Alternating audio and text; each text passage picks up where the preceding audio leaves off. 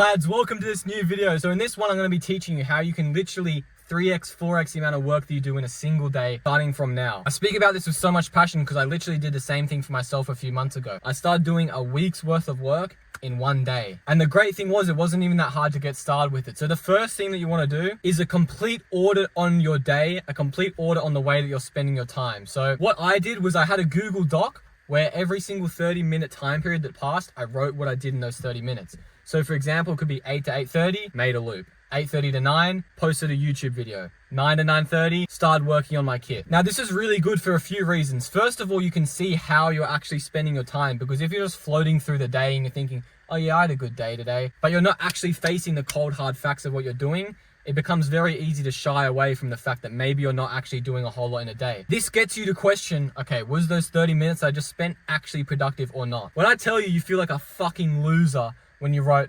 9:30 to 10, watch YouTube. Like, why did I just spend 30 minutes watching YouTube? And it makes you feel ashamed of wasting time. I did this for about a week. I was completely eliminating the distractions. I was eliminating watching Netflix, watching YouTube, scrolling, and it was just like a lot more getting done. This just gets you to face the reality of what you're actually doing. So yeah, that's the first thing that you can do. The next thing is to have a whiteboard and to write down your daily tasks. So for me, whenever I'm working, on the left is just a massive whiteboard with the tasks that I have to do during the day. This is a million times better than writing tasks on your notes when you wake up on your phone, because I used to do this and quite often I would go to sleep and I'd check the notes and I'm like, fucking hell, I didn't even do half these tasks.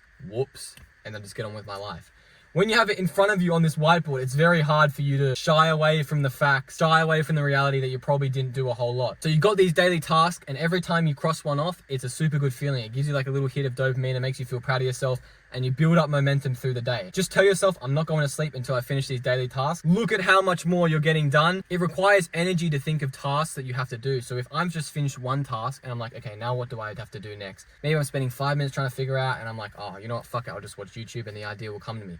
But when you come up with all of this at the start of the day when your brain is the freshest, it means you don't have to do any of that thinking. Instead, you can replace that mental energy on actually attacking the task instead of thinking of the task to do in the first place. A lot of people like to do yearly tasks, monthly tasks, even weekly tasks, but it's nowhere near as good, because I can have a yearly task and spend 6 months being lazy and not working towards it. I'm like, oh, it's okay. It's only June. I've still got 6 months to go to achieve the task. But when it's a daily task, it's like, fucking hell, you don't have a lot of time to waste. You can't afford to watch that Netflix movie. You can't afford to play video games, because it's like, I need to do these tasks. I'm not going to sleep until I do them. And when I tell you that once you cross off that final task, it's the best feeling. You have to think, at the end of the day when I'm about to go to sleep, which one am I going to feel better about myself for doing? And I guarantee you every time the answer is just doing more work and getting those tasks finished. The last way that you can 3x, 4x the amount of productivity you do in a day is by auditing what gets you results and what doesn't. So I'm going to refer to the 80-20 rule, which is pretty much that 20% of what you do drives 80% of your results. You might be watching this and you're like, what the fuck, that's not true. But it's literally a universal law. It's true for all sorts of things. It's true that 20% of roads cause 80% of accidents. But we can apply this to producing. So let's say I know that 20% of my work